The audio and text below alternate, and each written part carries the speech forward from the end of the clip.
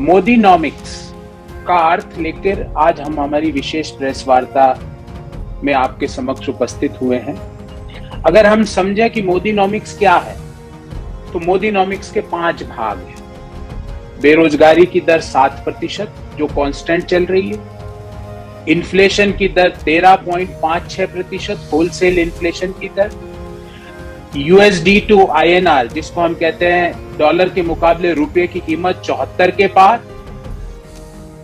84% families की income 2021 में गिरती है, और 5वां जो कि मोदीनॉमिक्स का सबसे प्रमुख स्तंभ है, इन चारों के लिए हम उत्तरदायी नहीं है। States are responsible for this. Modi ji की आर्थिक नीति को 3 लाइनों में लिख सकता हूं। पहला, अमीरों का विकास, दूसरा, गरीबों का नहीं दिया साथ, और तीसरा, अब मोदी सरकार के जुमलों पर देश को नहीं है विश्वास। तो दीज आर 3 सेंटेंसेस।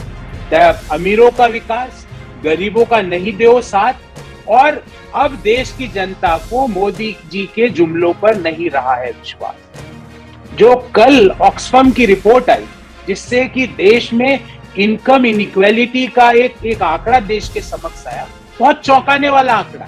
वो क्या कहता है वो आंकड़ा, कि देश में बिलियनियर्स, खरबपतियों की संख्या 102 से बढ़कर 142 हो गई।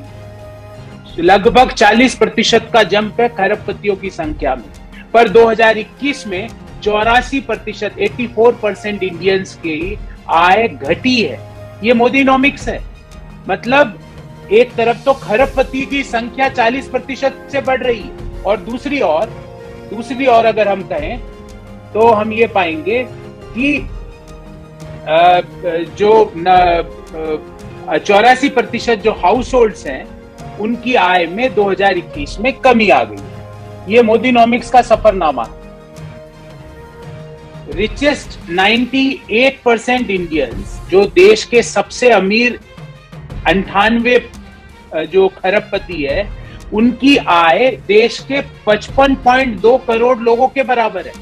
मतलब अगर हम 98 लोगों की आय जो सबसे अमीर है, उनकी आय, उनकी वेल्थ जो देश में 55.2 करोड़ अर्थात 40% जनसंख्या की जो वेल्थ है, वो जो टॉप 98 लोगों की वेल्थ के बराबर है।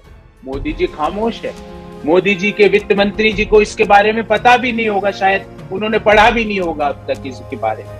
इस ऑक्सफैम की रिपोर्ट में यह भी सामने आया है कि जो देश फर्स्ट और सेकंड वेव का सामना कर रहा था कोरोना, जब देश में फर्स्ट और सेकंड वेव अपने चरम पर थी, उस दौरान खरबपतियों की आय और खरबपतियों की संख्या बढ़ रही।